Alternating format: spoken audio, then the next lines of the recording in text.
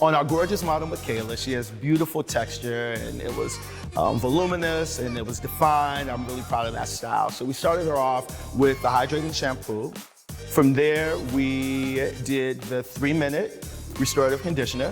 After we rinsed that, we cocktailed the leave-in conditioner with our curl cream. And with the curl cream, we took small sections and we did double strand twists from root to tip, all over her head, and we sort of like did flat double strand twists only in the front.